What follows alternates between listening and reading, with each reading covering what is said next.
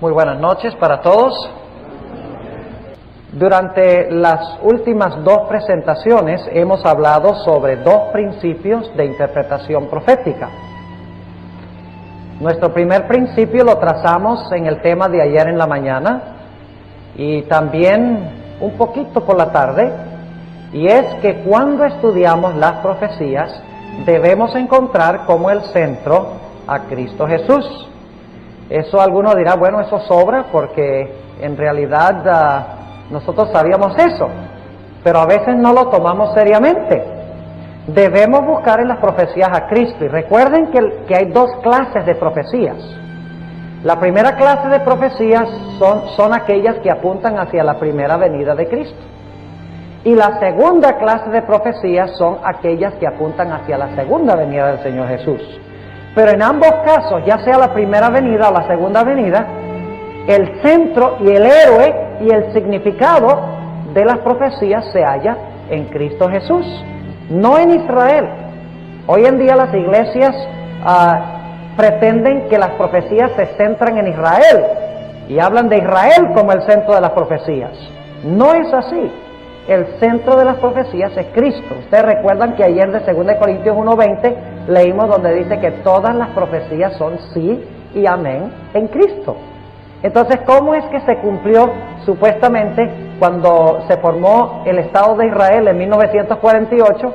Dicen que eso cumplió la profecía de la higuera de Mateo el capítulo 24, que Dios restauró a Israel a su tierra. Pero mi pregunta es, ¿cómo puede haber Dios cumplido esa promesa independientemente de Cristo? Porque la nación nunca ha aceptado a Cristo. Entonces, ¿cómo se puede decir que ese es el cumplimiento de una profecía? ¿Están entendiendo lo que estamos diciendo? Las profecías son cristocéntricas, y muchas veces nosotros giramos el significado de las profecías a otras cosas. Un ejemplo clásico es cuando hablamos de la historia de los 3 jóvenes en el horno de fuego.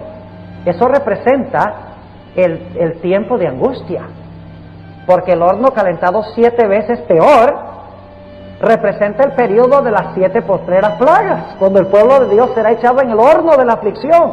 No es coincidencia de que se use el número 7 en los dos contextos. Generalmente cuando estudiamos esa historia, ¿a quiénes vemos como los héroes de la historia? ¿Quiénes? A los 3 jóvenes.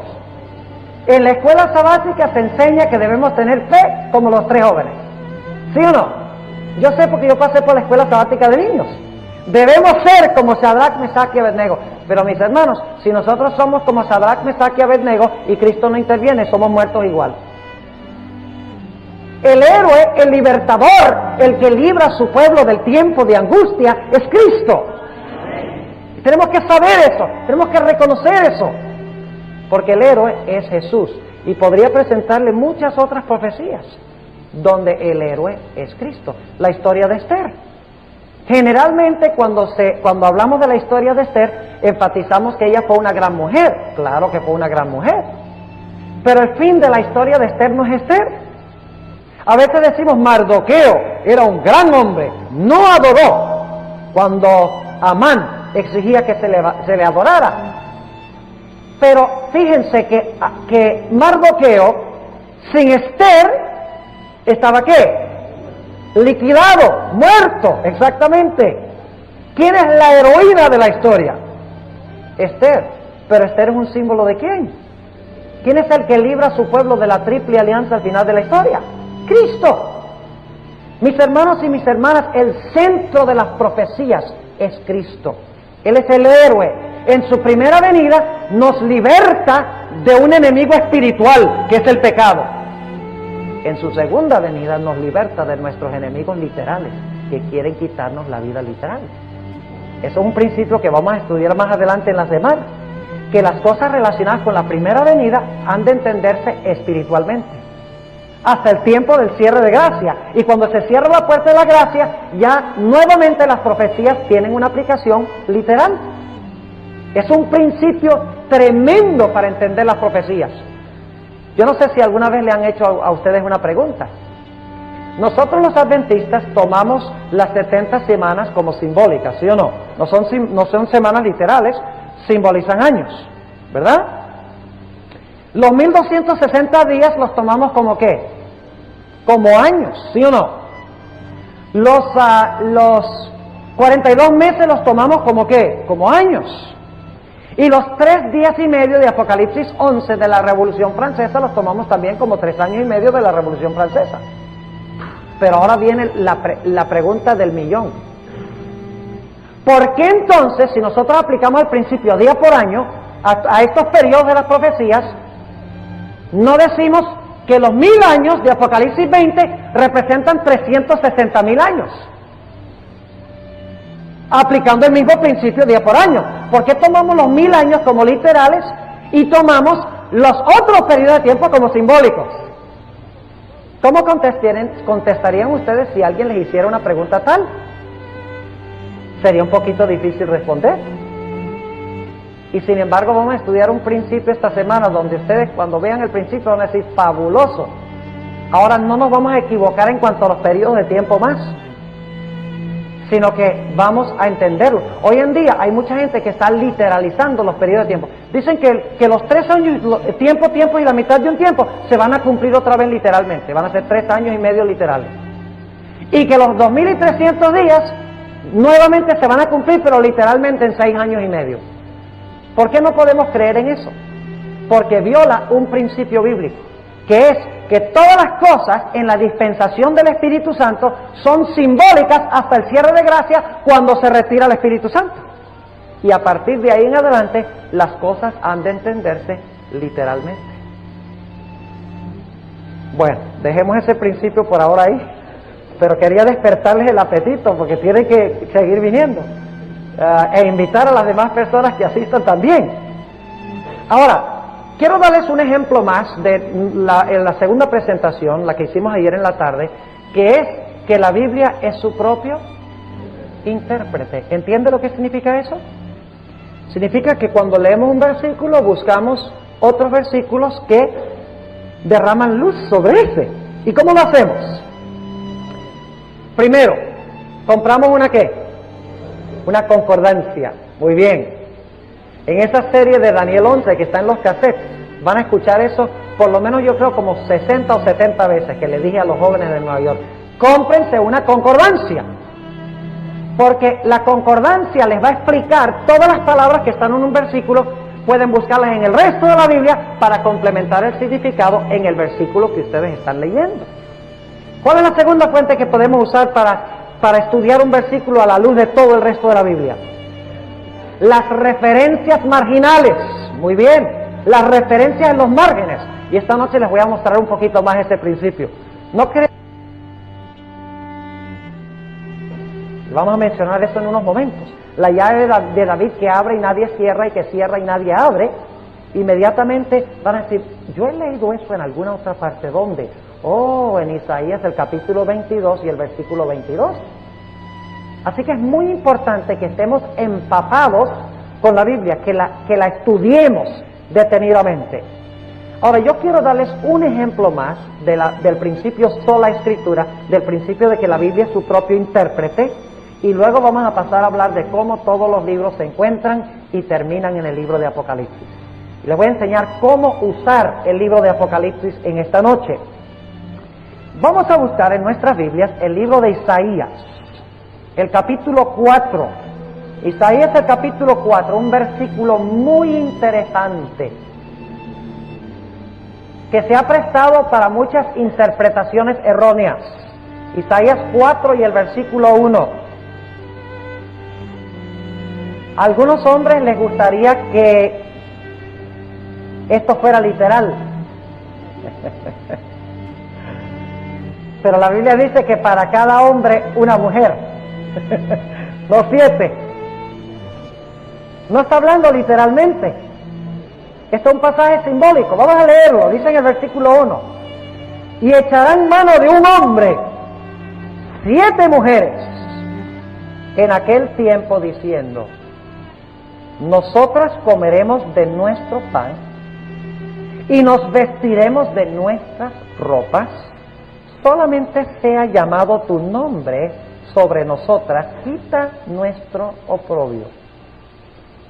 Ahora, ¿qué quiere decir este versículo? Obviamente yo no puedo tomar media hora para leer todos los versículos, se los voy a mencionar, para que ustedes vean cómo estudiamos un versículo a la luz de toda la Biblia. Eso es lo que quiero ilustrar ahora.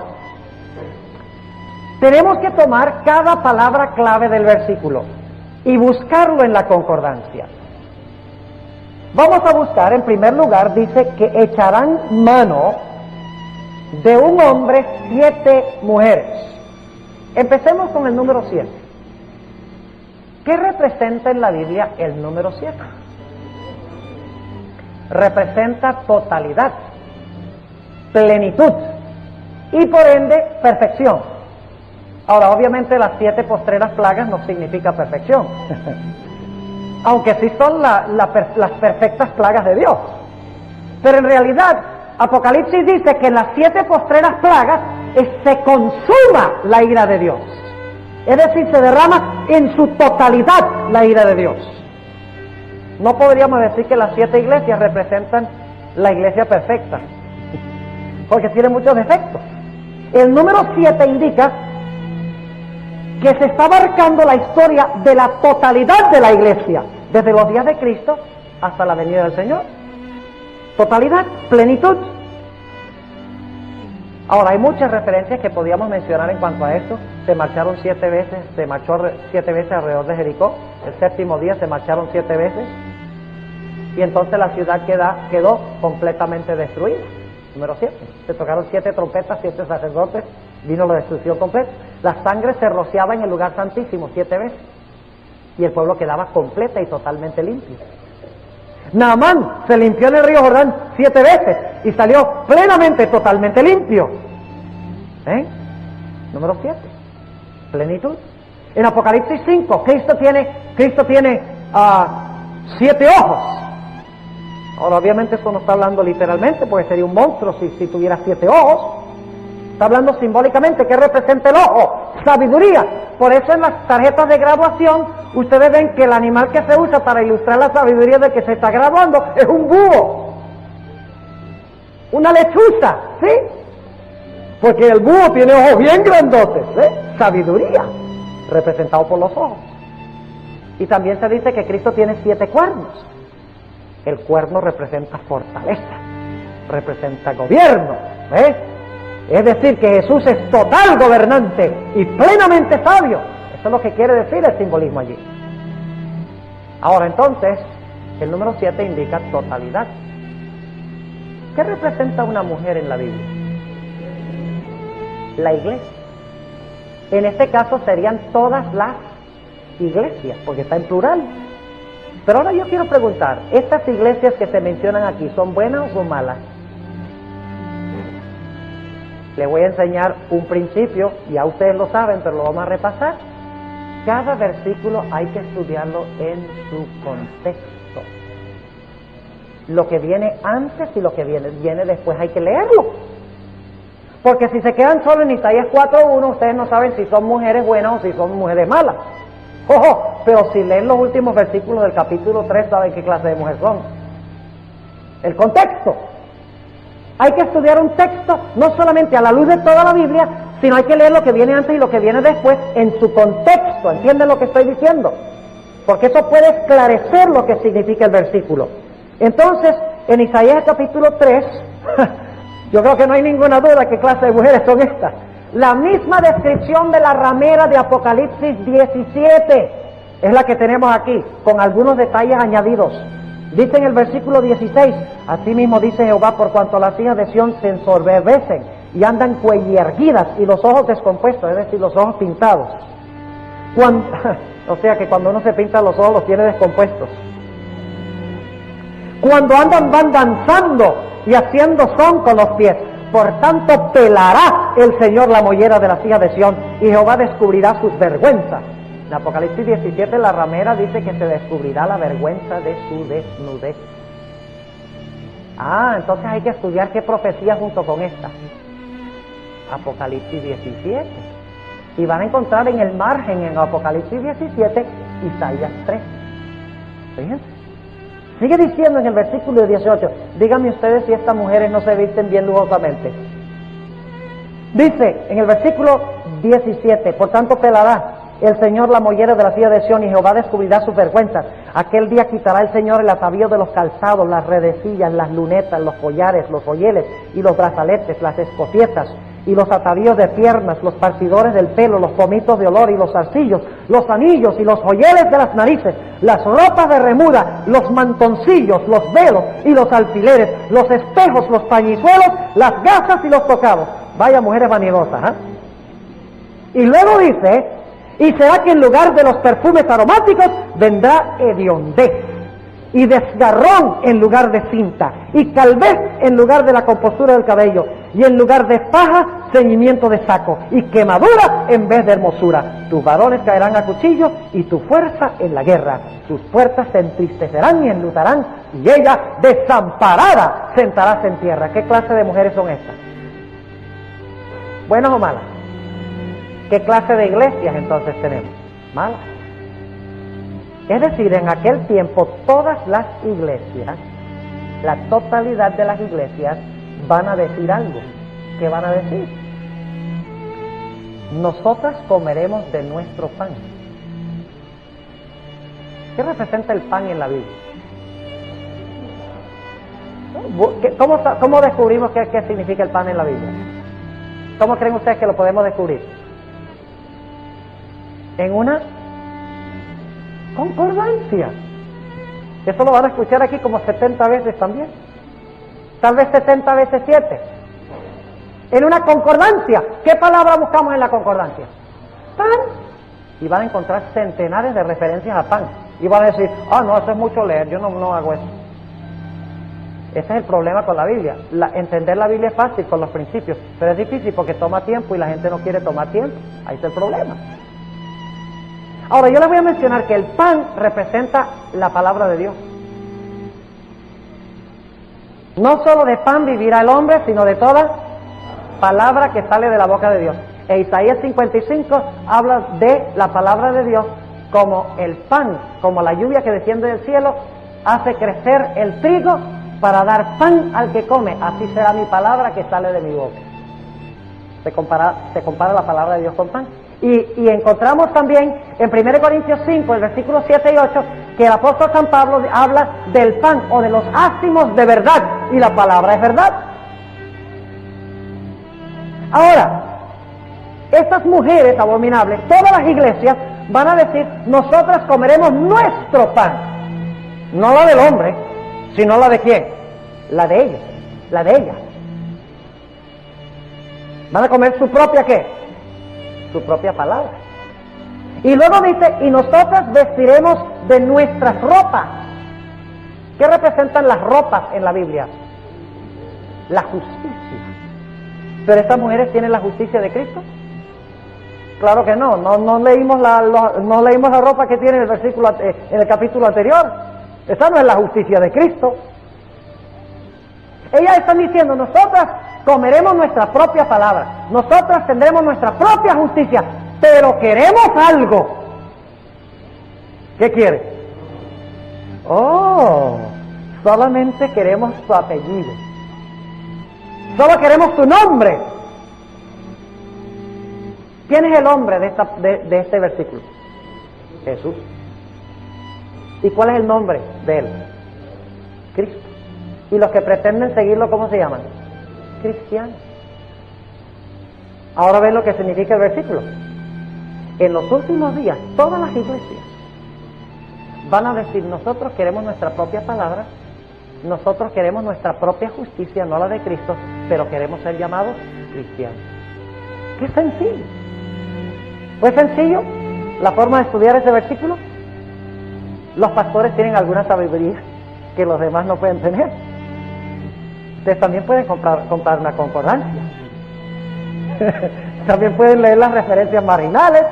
Nosotros los pastores no tenemos ninguna sabiduría sobrenatural enviada del cielo por derecho divino. Cada hermano de la iglesia puede descubrir el significado de la palabra de Dios por estudio propio, pero toma tiempo y toma esfuerzo. Ayer les mencionaba como la salvación. La salvación es fácil y es difícil. Es fácil porque lo único que tenemos que hacer es entregarnos completamente a Cristo. Es difícil porque no queremos entregarnos completamente. Y lo mismo el estudio de la Biblia. El estudio de la Biblia es fácil si lo hacemos, pero es difícil porque no lo queremos hacer. Entonces, ojalá que en esta semana, como resultado de estos temas, le consigamos sabor a la Biblia. Teniendo los principios, si le conseguimos sabor, de que, oye, eso está más interesante que la televisión. Porque ¿cuánto esfuerzo toma ver televisión?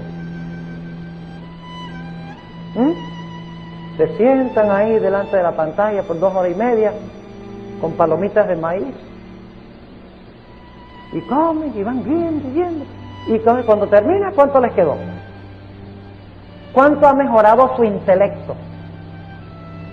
Más o menos esta cantidad, 0. Pero si estudian la Biblia, la hermana White dice que el estudio de la Biblia amplía el intelecto. Inclusive dice que no hay nada para ampliar el intelecto más que memorizar pasajes de la Biblia. Y hoy en día todo el mundo está tomando cursos de hipnotismo y de programación neurolingüística y de esto y aquello para ampliar la memoria, y hasta algunos toman lecitina. Yo no digo que no puede ayudar, pero la hermana White si está correcto, y yo creo que sí, porque nunca he encontrado que haya fracasado en lo que dice. No dice que no es lecitina, ni programación neurolingüística, ni hipnotismo, ni ninguno de estos métodos psicológicos. El mejor método de ampliar su memoria y su cerebro es el estudio de la Biblia. Y además de eso, la mejor forma de acercarse a Cristo es eso: estudio de la Biblia con oración. Ahora, ¿entienden bien este principio de sola escritura? De que la Biblia se explica sola. ¿Sí o no? Ayer usamos la experiencia de Rico y Lázaro. Facilito cuando usamos este principio, ¿verdad? La Biblia se explica sola. Ahora queremos entrar a nuestro principio de esta noche. Y es que todos los libros de la Biblia se encuentran y terminan en el libro de Apocalipsis. Tremendo principio. Ahora, ¿saben ustedes que la sierva de Dios ha dicho en Hechos de los Apóstoles, página 467, lo siguiente? En el Apocalipsis, todos los libros de la Biblia se encuentran y terminan. Es la única persona que yo he oído escribir una declaración tan audaz como esta. Ayer les leía la cita donde la hermana White dice que en toda página se encuentra una revelación de Jesús. Ningún teólogo se atreve a decir eso, solo la sierva de Dios. Y aquí, ahora, la hermana White dice algo que ningún teólogo se atreve a decir. O los teólogos dicen, sí, hay una relación estrecha entre el libro de Apocalipsis y los demás libros de la Biblia, pero dicen, hay algunos libros que no se citan ni se dice nada de ellos en Apocalipsis. La hermana White dice mentira. Ella dice, en Apocalipsis, todos los libros de la Biblia se encuentran y terminan. ¿Sabían ustedes que en el libro de Apocalipsis, escuchen bien, hay más de 1000 referencias al Antiguo Testamento en 22 capítulos? ¡Qué tremendo! Más de 1000 referencias directas e indirectas, porque yo les dije que tenemos que ser como detectives. El estudio de la Biblia es como el estudio de un detective. Buscamos lo que decimos en inglés clues, en español decimos pistas. Buscamos pistas y decimos, bueno, ¿dónde se encuentra eso en otro sitio de la Biblia? Y entonces empezamos a buscar por toda la Biblia pistas que nos descifran el misterio. Y así es con el libro de Apocalipsis.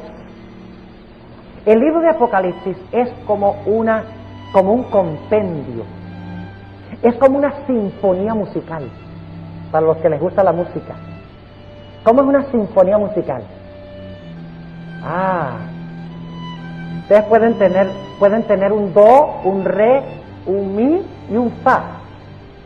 Pero si no saben juntarlos, quedan independientes. Pueden tener un bemol y un sostenido, pero si no saben ponerlos en la pieza musical, la música suena discordante. El libro de Apocalipsis es una hermosa sinfonía que pone todas las notas de la Biblia, todos los diferentes aspectos de la Biblia, los junta en una preciosa sinfonía. También me gusta comparar el libro de Apocalipsis con un rompecabezas. ¿Sabes lo que es un rompecabezas? Un rompecabezas es a puzzle, decimos en inglés. Y hay rompecabezas que tienen 1000 pedazos. Y nunca, les debo admitir que nunca he tenido la paciencia para armar un rompecabezas de 1000 pedazos. Hay gente que tiene paciencia para eso, pero nunca he tenido la paciencia.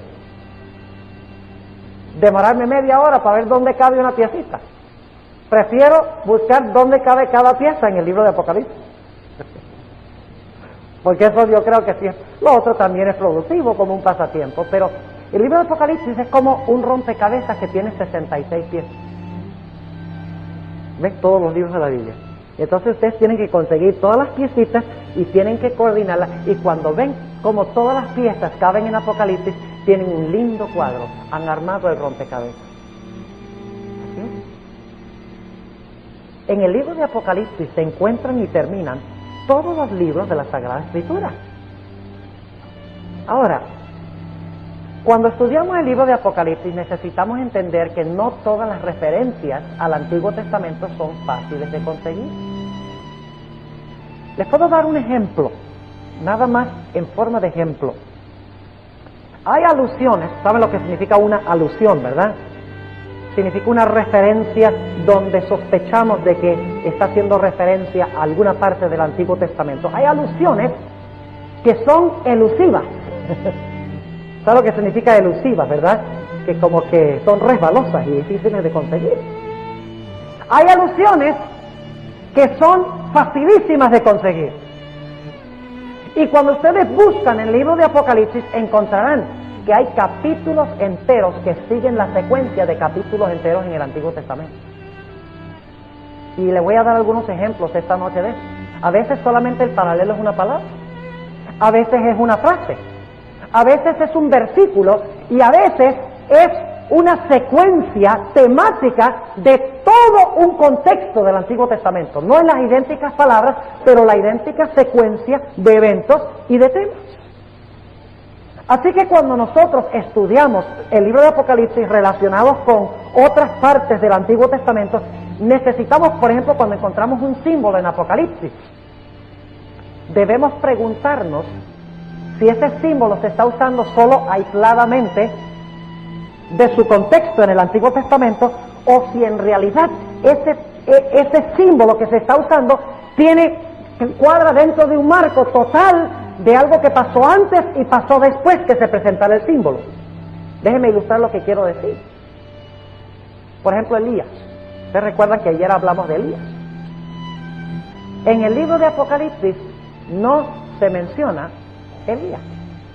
Ahora se menciona algunas cosas que hizo Elías. Por ejemplo, los 2 testigos cierran el cielo para que no llueva en los días de su profecía. Y no llueve por 3 años y medio simbólicos.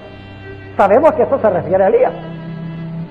Porque aunque no se menciona el nombre de Elías, sabemos que Elías cerró el cielo para que no lloviera en 3 años y medio. Y luego notamos que durante este periodo, el mismo periodo cuando los 2 testigos cierran el cielo para que no llueva en los días de su profecía, encontramos en Apocalipsis en el capítulo 2 que la mujer que está obrando se llama Jezabel.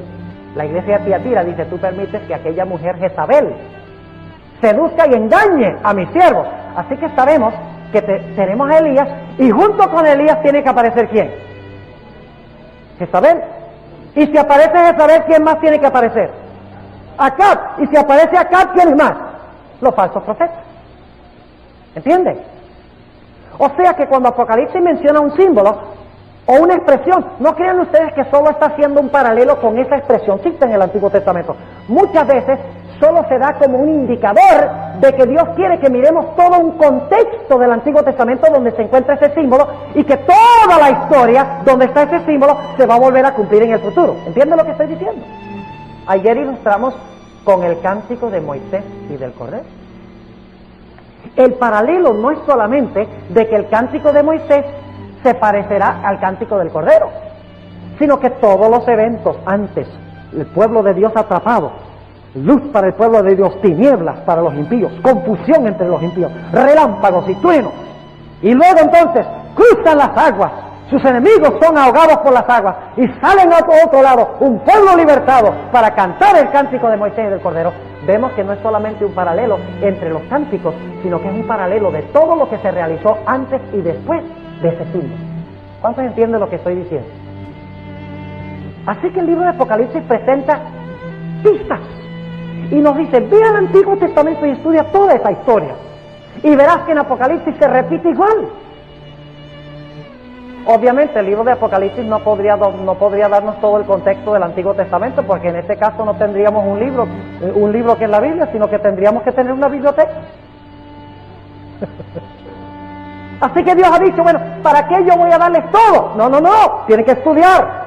Yo les doy el hint, yo les doy la insinuación, el cántico de Moisés y del Cordero. Cántico de Moisés, vamos al contexto del Antiguo Testamento a ver, y entonces nos ponemos a examinar todo lo que pasó allá. ¿Entienden lo que estamos diciendo? O sea que hay que ser detectives en nuestro estudio del Antiguo Testamento y también del libro de Apocalipsis, para saber cómo hilar y cómo relacionar las cosas. Ahora yo tengo 73 ejemplos de esto. Y no les voy a dar los 73, no se preocupen. Pero les voy a ilustrar cómo tenemos paralelos de palabras, tenemos paralelos de frases y tenemos paralelos de contextos complejos. Tomemos por ejemplo un símbolo muy sencillo que encontramos en el libro de Apocalipsis, que es el símbolo del árbol. Vamos a buscar Apocalipsis el capítulo 7, nada más para darles un ejemplo de cómo hacerlo. De lo que estamos haciendo en esta semana, tal vez no sea como predicar un sermón y entonces hacemos un llamado al final porque se inspiran todos con el sermón. Es más bien, nos hemos quitado el traje y ahora estamos en ropa de trabajo. ¿Ven? El propósito es que nosotros aprendamos a meternos en la Biblia y a estudiarla por nosotros mismos. Pues yo les puedo predicar 7 sermones y dentro de una semana no recuerdan casi nada de lo que les dije, porque así sucede. Pero si tienen los principios van a quedar para siempre y van a ustedes a poder estudiar por su propia cuenta después que yo me vaya de Caguas. Ese es el propósito. Yo quiero irme de Caguas y haber dejado algo que se quede aquí. Ahora noten lo que dice Apocalipsis el capítulo 7 y el versículo 1. Y después de estas cosas, vi 4 ángeles que estaban sobre los 4 ángulos de la tierra. Ya vamos a volver a esto, porque todo Apocalipsis, en el capítulo 7, los primeros 8 versículos, vienen de Ezequiel 9. El contexto total, ya se los voy a mostrar. Deteniendo los 4 vientos de la tierra, para que no soplase viento sobre la tierra, ni sobre la mar, ni sobre ningún árbol. ¿Ustedes creen que eso está hablando de los árboles literales? No, porque el libro de Apocalipsis está hablando ¿de qué? De símbolos. ¿Sí o no? O es que podemos decir, bueno, a veces el árbol en Apocalipsis es literal y a veces es simbólico. Ese es el problema en el cual caen muchas personas. Cuando hablan de los 144,000, dicen, los 144,000 es un número literal, pero las tribus de las cuales vienen son espirituales. Tenemos que tener principios de interpretación bíblica. Y si los aplicamos, tenemos que aplicarlos. Y no tener una regla y luego 100 excepciones, porque Dios no trabaja así. Dios es un Dios de orden. Dios es un Dios donde sus reglas y sus principios se aplican en 100% de los casos. Porque si Dios diera una regla y hubiera 100 excepciones, ¿cómo sabemos cuándo se aplica la regla y cuándo son las excepciones? Dios no es así. Dios ha puesto un principio que vamos a estudiar más adelante, se llama la ley de triple aplicación. Es el último principio que vamos a estudiar durante esta semana. Y vamos a ver allí cómo podemos saber si un número es literal o simbólico, podemos saber si un símbolo es literal o simbólico. Ahora, árbol. Podríamos hablar de tierra, podríamos hablar de mar. Déjenme decirles qué representa el mar. El mar representa a la muchedumbre de impíos, gente mala. Generalmente decimos que el mar y las aguas representan muchedumbre, pero no es cualquier clase de muchedumbre, son muchedumbres de impíos. Siempre que la Biblia habla de las aguas del mar, representan muchedumbres que tienen el propósito de invadir la tierra de Dios y ahogar a su pueblo. Y la tierra es el lugar a donde habitan los hijos de Dios. Por eso es que sale de la tierra una bestia que tiene dos cuernos, ¿como de qué? De cordero. ¿Y qué representa el cordero? A Cristo. Ahora, ¿qué representa el árbol? Bueno, mis hermanos y hermanas, aquí yo no tengo ninguna referencia marginal en mi Biblia. Así que lo que tengo que hacer es ir ¿a dónde? A una concordancia. ¿Y qué palabra busco en la concordancia? En la concordancia busco la palabra árbol. Y recuerdo que en Apocalipsis tenemos no árboles literales, sino que Apocalipsis está hablando en lenguaje ¿qué? Simbólico. Así que tengo que buscar qué representa simbólicamente un árbol. Y de repente descubro un buen número de referencias. La primera de ellas se encuentra en el Salmo 1. ¿Han leído el Salmo 1? ¿Qué dice el Salmo 1? ¿Ah? A ver, ustedes lo saben de memoria, ¿verdad? Salmo 1 y el versículo 3. Salmo el capítulo 1 y el versículo 3. En realidad los salmos no tienen capítulos.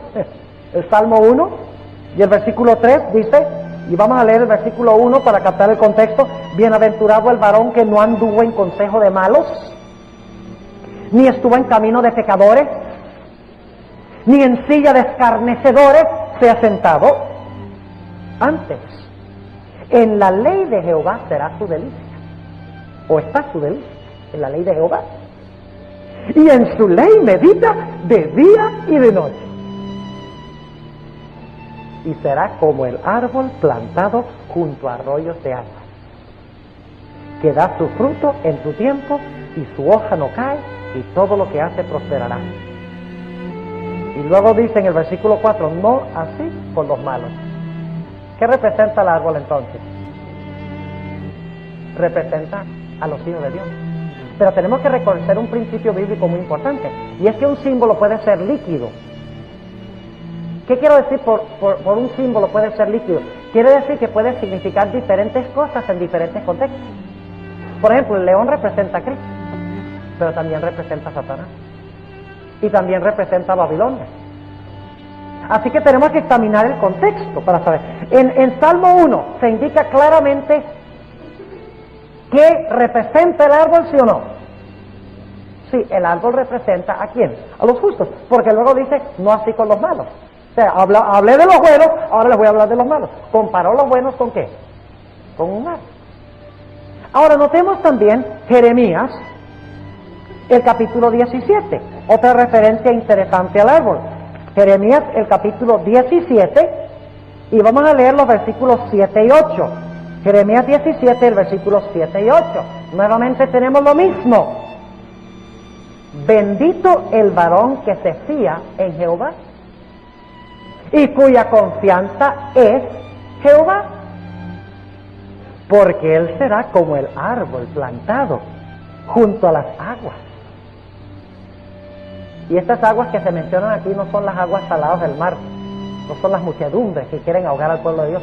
Las aguas frescas, los manantiales frescos, representan la obra del Espíritu Santo. Cuando en Apocalipsis 17 dice las aguas sobre las cuales se sienta la ramera son las naciones, muchedumbres, gentes y pueblos, está hablando de un río, el río Éufrates, que se está desbordando y está tratando de inundar y destruir al pueblo de Dios que se encuentra habitando en la tierra.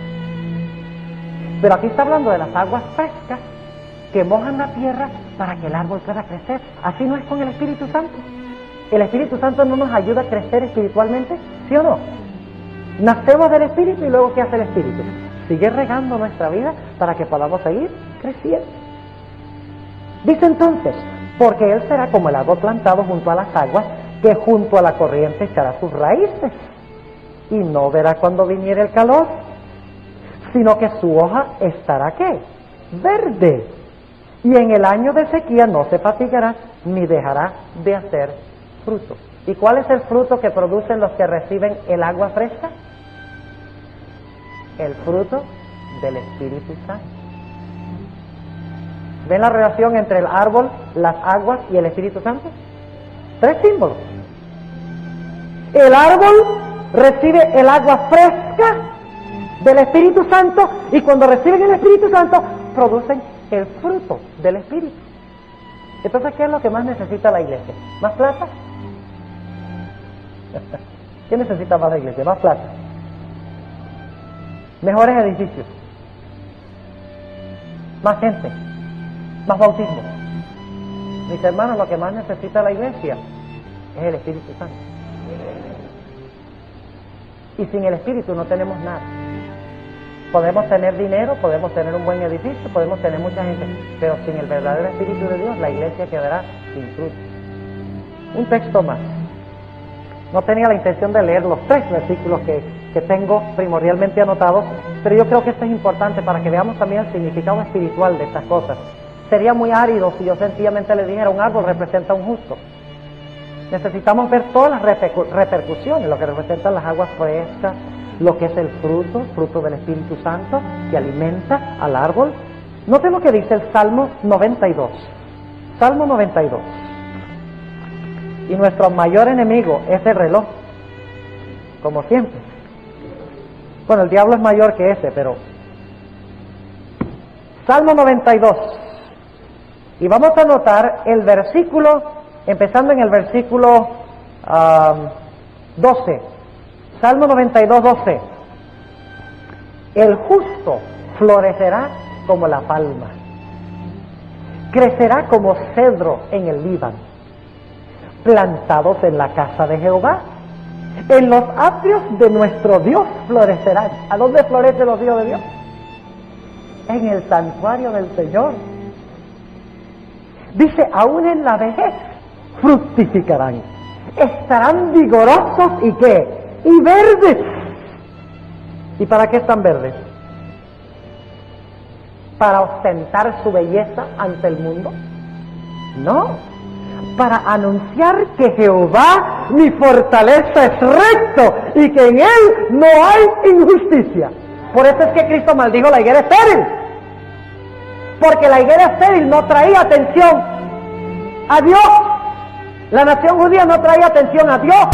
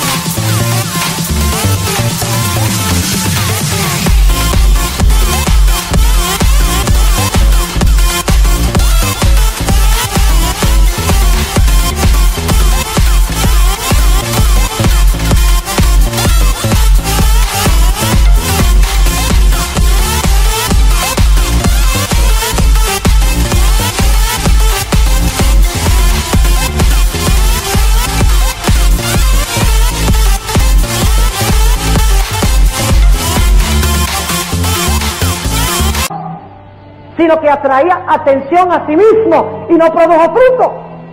Si no produjo fruto es porque no recibió el Espíritu. Y el que no recibe el Espíritu, un árbol que no recibe agua, se muere. Por eso Jesús maldijo la higuera. Déjenme decirles algo, esa higuera se hubiera muerto de todas maneras, porque no estaba produciendo fruto. Jesús sencillamente apuró el proceso. ¿Entienden? ¿Entienden cómo interpretar un árbol entonces? En Apocalipsis. Claro, sencillo, fácil. No es fácil. ¿Cuántos creen que esto es fácil? A ver, ¿cuántos creen que esto es fácil? ¿Qué pasa? No entendí. ¿Cómo que no entendieron entonces? ¿Cuántos creen que el principio es fácil? Ajá, ahora sí pregunté bien. ¿Qué es lo que lo hace difícil? ¿Qué es lo que hace que esto sea difícil? El tiempo. ¿Lo han dicho bien? El tiempo. Y eso es lo que lo hace. Porque es que ustedes no se pueden sentar. Mire, nada más para estudiar Apocalipsis 7.1. Ustedes tienen que buscar tierra, tienen que buscar árbol, tienen que buscar viento, tienen que buscar sello. Óigame, en un solo versículo. Pastor, viene la segunda venida y no terminamos. Pero hay que empezar. Hay que empezar. Y si el tiempo no permite concluir, Dios aceptará lo que sabemos y lo que conocemos y lo que vivimos. Pero hay que empezar en alguna parte. Y una vez que se metan en esto, no van a querer parar, se los aseguro. Se vuelve tan emocionante que no van a querer parar. Bueno, tenemos que continuar aquí, porque va un ejemplo y quedan 72. A ver, ¿qué puedo yo escoger aquí? Vamos a Apocalipsis 13. Apocalipsis, el capítulo 13. Aquí tenemos una alusión más que a una sola palabra o a un solo símbolo. Aquí tenemos una referencia a una secuencia cronológica. Tenemos varios símbolos en secuencia que son una alusión del Antiguo Testamento. Noten Apocalipsis, el capítulo 13, y más adelante en la semana vamos a hablar de la ley de la estructura. Tremendo principio. Tenemos que entender la estructura de Apocalipsis, la estructura de Daniel. ¿Cuál es el marco literario? ¿Cuál es el esqueleto o el plan de organización de Daniel y Apocalipsis? Porque un cuerpo sin esqueleto es un jellyfish. ¿Sabes lo que es un jellyfish? Una medusa de estas que vienen a la playa, que parece una gelatina. Y por eso muchos interpretan el libro de Apocalipsis y creen que el libro de Apocalipsis es una gelatina que no se puede entender. No, señor, el libro de Apocalipsis tiene estructura, una organización cuidadosamente elaborada. Y si usted no entiende la estructura de Apocalipsis, olvídese, no va a entender el libro de Apocalipsis. Por eso vamos a tomar una noche entera para hablar de la estructura de Daniel, y vamos a tomar otra noche entera para hablar de la estructura de Apocalipsis. 2 noches, nada más para eso. Pero es muy importante. Apocalipsis 13 y el versículo 1. Dice: y yo me paré sobre la arena del mar, y vi una bestia subir del mar, que tenía 7 cabezas y 10 cuernos. ¿De dónde subió esta bestia? Del mar, no olviden eso. Y sobre sus cuernos 10 diademas, y sobre las cabezas de ella nombre de blasfemia. Y ahora el versículo 2 es claro.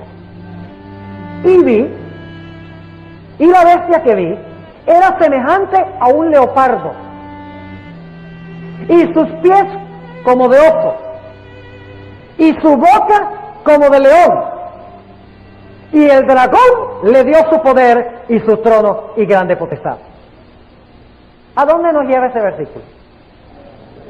A Daniel 7. ¿Están viendo? A Daniel 7. Pero ahora, mis hermanos, cuando estudiamos la Biblia debemos mirar cada aspecto del versículo. Debemos mirar el orden de palabras, debemos mirar el orden de un pensamiento tras otro. Debemos hacerle toda clase de preguntas al versículo, como vimos ayer en nuestro estudio. Y una de las preguntas que yo me hice cuando leí este versículo por primera vez es: ¿en qué orden se presentan las bestias en Daniel y en qué orden se presentan en Apocalipsis? Y descubrí algo muy interesante. En el libro de Daniel se presenta esta secuencia: león, oso, leopardo y la bestia terrible, que llamamos la bestia terrible. En realidad, ¿qué es? Es un dragón. Lo único que no le decimos dragón, pero es un dragón. ¿Cuántos de ustedes han visto una bestia en el mundo real que tiene uñas de metal y tiene dientes de hierro y que pisotea a todos con los pies y que dice que es bermejo y que tiene 10 cuernos? ¿Qué descripción es esa? ¿Es un dragón? ¿Sí o no? Ahora, ¿el dragón tiene cuántos cuernos? 10 cuernos. ¿Y entre los 10 cuernos se levanta qué? Ok, vamos a poner esto aquí. Voy a separar los 10 cuernos del cuerno pequeño para que podamos nosotros ver la relación. De la cabeza del dragón salieron 10 cuernos y entre los 10 cuernos salió un cuerno pequeño. ¿Correcto? Ahora, ¿en qué orden están las bestias en Apocalipsis 13?